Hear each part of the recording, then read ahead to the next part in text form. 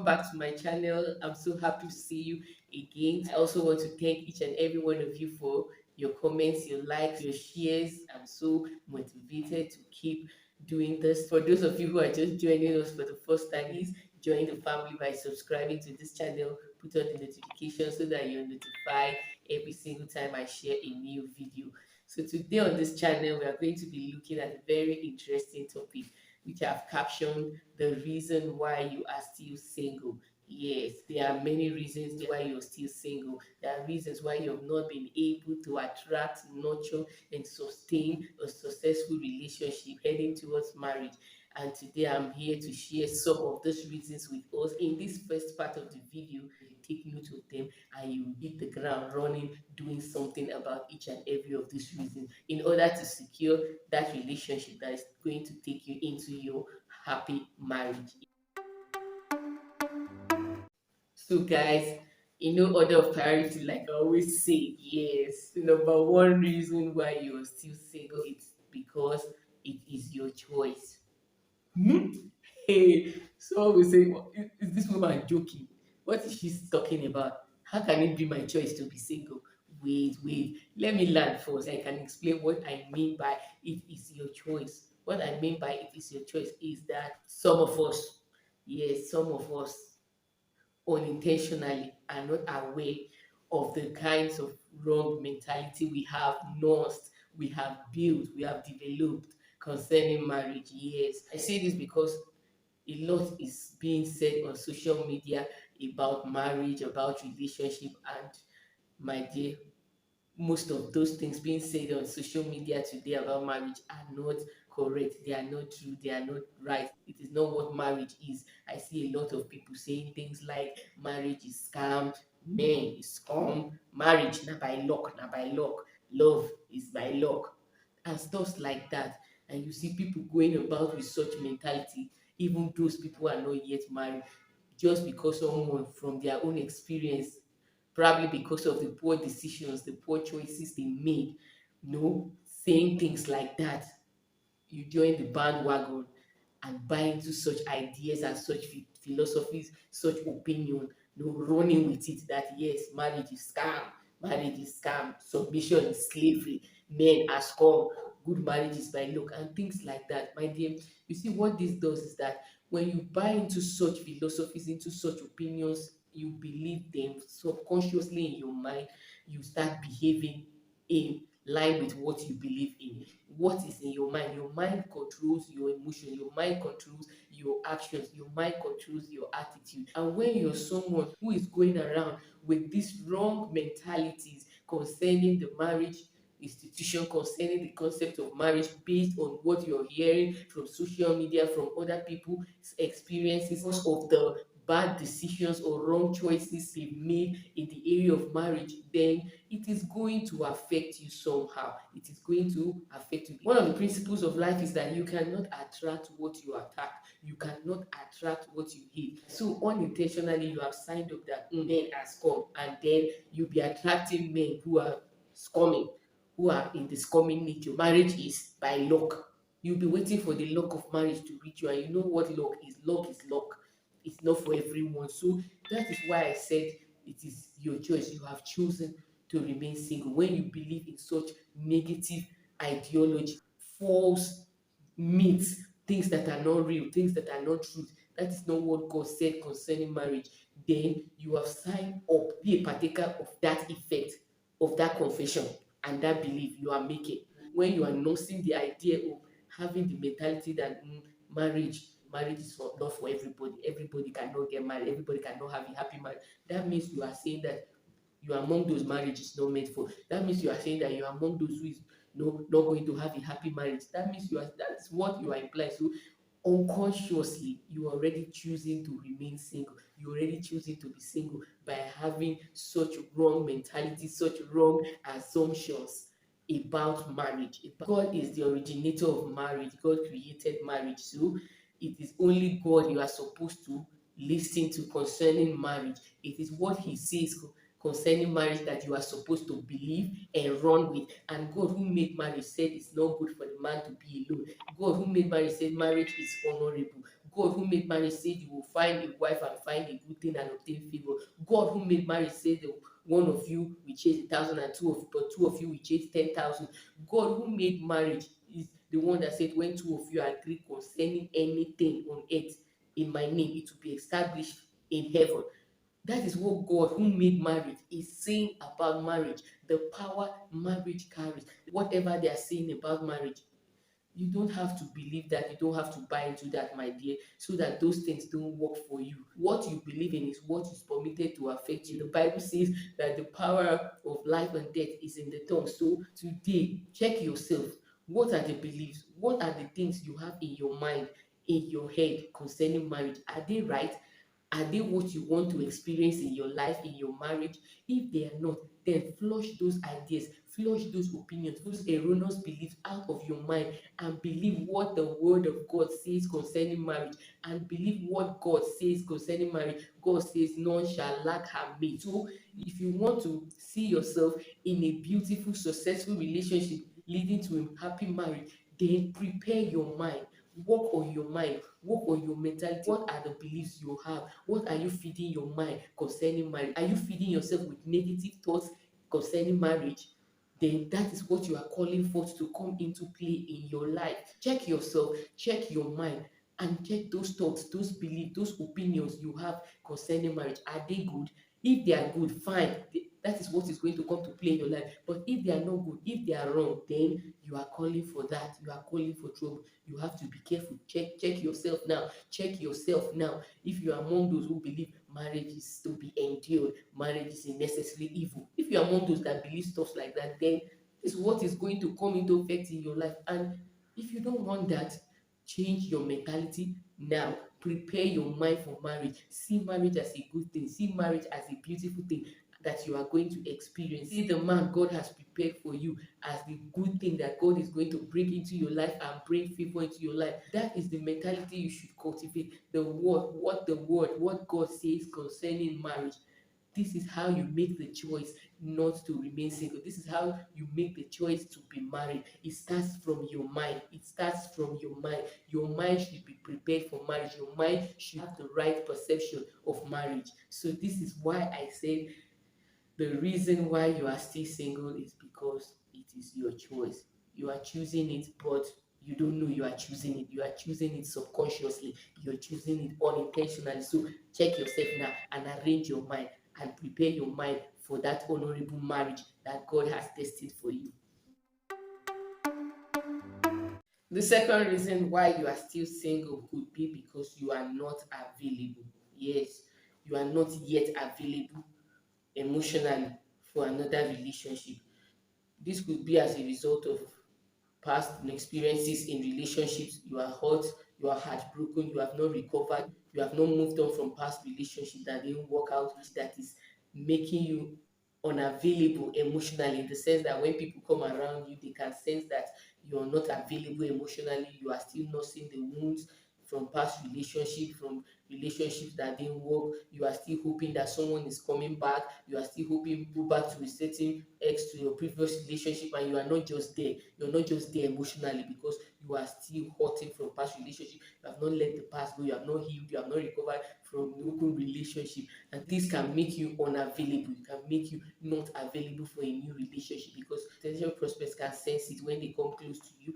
Someone is trying to engage you, is trying to interact with you, is trying to get to know you, is trying to be friendly with you, and then you'll be like, you are sizing him up head to toe, up and down. If he is like your ex, if he is as good as him, if he can measure up to him, and comparing him and contrasting, you are checking him. Who is this one? You are not emotionally available because you are still connected emotionally to the previous relationship, to the previous person you were with. So this makes you unavailable for a new relationship. Another way you are not available could be probably you are with someone who is not available. Probably you're with a married man or you're with a married woman. When you are with someone who you're not supposed to be with, you are not available even though you are in a relationship.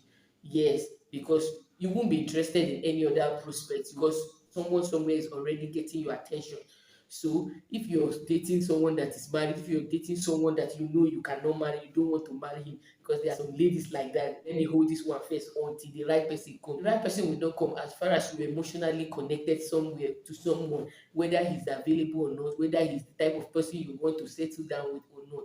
So if you want to attract a successful, meaningful relationship, then you have to be available. You have to be fully available, emotionally available, and available physically. You cannot be available when you are with someone, nothing serious. That relationship is not taking you anywhere serious, but you just want to use it to pass time. You just want to use it to hold body until the real person comes. It doesn't work like that. You're closing the chances of attracting the right people, of attracting the relationship that is going to have a future, that is going to lead you into marriage. So you have to disconnect yourself from every form of emotional entanglement like that and be really available, be really single, be really free.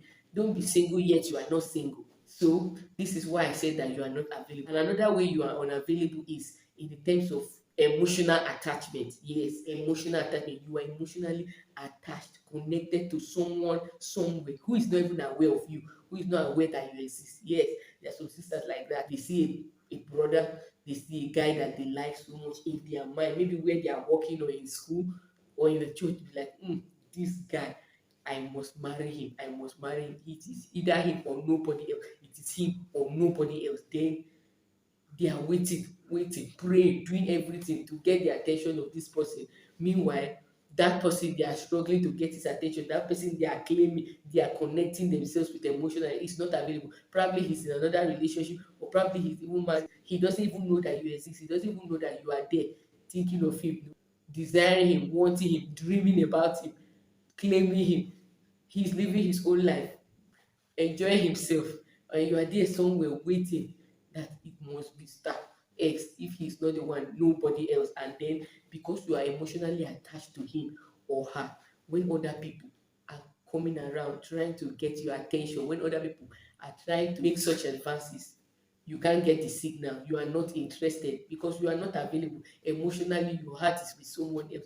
Your heart is somewhere else, even though the person doesn't even know that he has your heart, even though the person doesn't even know that she has your heart.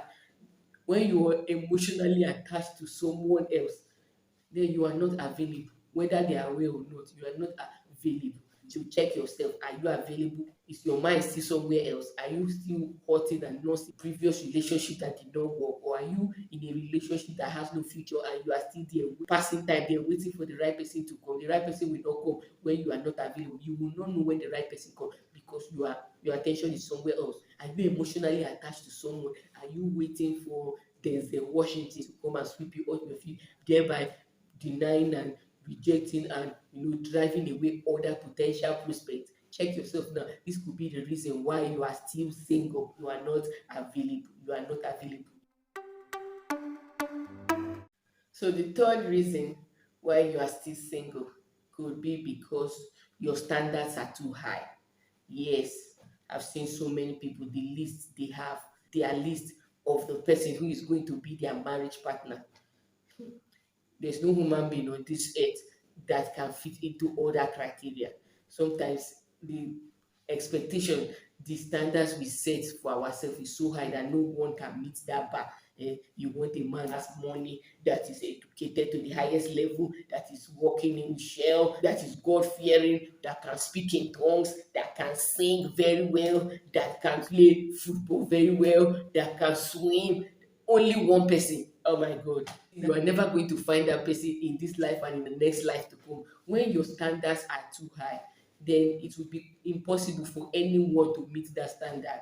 Yes, like I said in the previous video where we looked at the qualities, the three qualities to look for in Mr. Right, the things you should look for, the things that should be on your list should be the things that matters the most. Yes, not physical. He must be 6 feet tall, he must be dark, ebony dark, he must have broad shoulders, he must be from my village, he must be living in US, he must have a job in Canada and stuff like that. The standard is so high that nobody can meet that standard. No one human being can fit into that criteria, the list of criteria that you have created for yourself. So the standard should not be so high in the sense that it's just full of junk, things that are irrelevant. The things that matter the most should be what you should look out for a marriage partner. Those are the things like we explained in that video. If you have not seen that video, I'll put a link to that video in the description of this video so you can watch that. The qualities to look for in a partner should not be so much that you cannot find all those qualities in one person. My dear, if you are looking for someone who is 100% perfect, let me shock you, that person will not want you because you are not 100% perfect. Yes, so you have to set realistic expectation. You have to set the right standard, the important standard, things that matter as a standard for what you want in a marriage partner, not every unnecessary thing. If he comes a finished product, refurbished and packaged, what is going to be your function, your role in his life or in her life? What part are you going to play if the raw material has been processed to a finished good before it lands on your doorstep? You are not going to do anything in that life. No, he or she is coming to your life, a work in progress that you are going to, mold and package and repackage, like how Jesus has come to make the church a beautiful bride that he can present to himself. Yes, so stop waiting for a finished, perfect, completed product. Let your standard be realistic. Don't let your standard not be so high in the sense that till Jesus come, there will be no man or no woman on the surface of the earth that can meet all those criteria. So check that list again. Check it. Let it be the things that matter most that should be on your list. Let your unnecessary other thing should fly out of the window, should be tossed out of the window. It's what matters most that is relevant, so that you can meet the right person, so that when that right person come, you can recognize him. Yes, because most times people where they have these high standards and list of millions of criteria have missed the opportunities of meeting their marriage partners because he did not measure up to everything on the list. Yet that was the person God sent to them. God sent their way, but because he was not 6 feet tall, he was 5 feet and 9 inches. They rejected him, or they let him pass by, saying, he's 6 feet, he must be 6 feet, he must be 6 feet. You don't know how many years you are going to wait until the person who has 6 feet measurement comes your way. Some people have jam packed like 4, 5, 6, 7 men into one man, hoping to marry that 7, 5, 6 men in one man. It's not possible. One person cannot have it all. Yes, one person cannot be perfect in every area. So check your list, check your standards, check them, check it again, and be sure that that is not the reason that is keeping you single. The first reason why you are single could be because you are too busy. Yes, you are so busy. You are not accessible. Probably you are available, but you are not accessible. You are nowhere to be found. Yes, you are a workaholic. From morning till night, you are working or you are doing your business.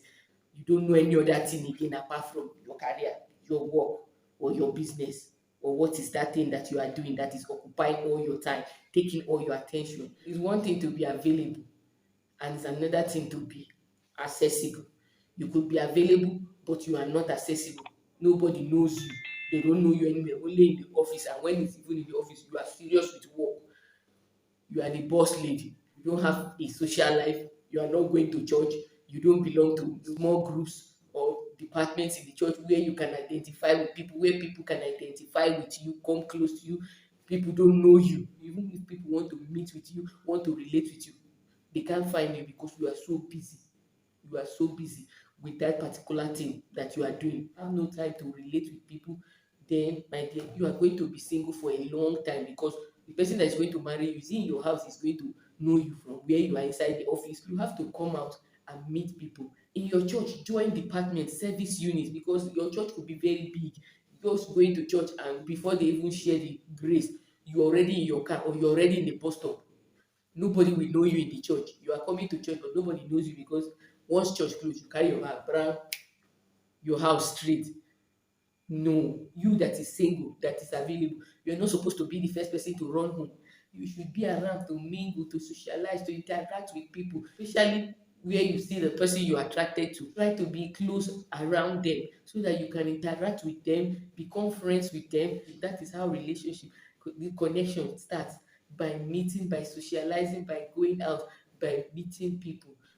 You will remain single for a long time if you are so busy. You don't have time for any other thing. You don't have time for love. You don't have space for love. You are so busy. You work round the clock. You are not free. Nobody knows you apart from in the office where you are working, and there you are in charge, you are madam or you are oga. People don't even know that you are single because you are not accessible. They don't know you, nobody knows you anywhere. Just appear and disappear. So check yourself. Are you accessible? Yes. Are you accessible? Or you are too busy? You are a workaholic that has time for nothing else apart from work. This could be the reason why you are still single. You have to make room. You have to create time for other areas of your life. Other areas of your life should not suffer because of one area of your life. Because you are trying to build a career or you are trying to build a business, then you neglect every other area of your life. You neglect your emotional life. You know, there should be a balance. There should be a balance. You should have time for other things. You should also have time for socializing. That way you get to meet people. People will know that you are single. People will know that you are available, and people will be attracted to you, who like you, and from there, like that, you are in a relationship. So check yourself. Are you too busy? You are not accessible. Nobody knows you anywhere. Talk more of knowing that you are single, that you are not married, you are available. This could be a reason why you are still single. The fifth reason why you are still single could be because you are not approachable. Yes, you are not friendly, you are not accommodating. Your face is scaring them. Yes, every time they see you, your face is uptight, you are frowning, you don't know how to smile. Every time your face is like you and somebody is fighting. Come on, someone who is single and waiting for love, waiting for a relationship, looking for a relationship, should always wear a smile on their face, no matter your dressing, no matter the makeup. If there's no smile on your face, then your dressing is not complete. Yes, and your person should be an approachable person. When someone sees you, the person is not afraid to walk up to you to say hi, how are you doing. Somebody should not be terrified, seeing your face and forgetting all of a sudden what they say, or forgetting the time and start greeting you good afternoon, good evening, in the morning. Come on. You have to be friendly, you have to be accommodating, you have to be approachable. These men, forget the fact that you see them big, full everywhere, macho, broad chested, as if they have all the power in the world.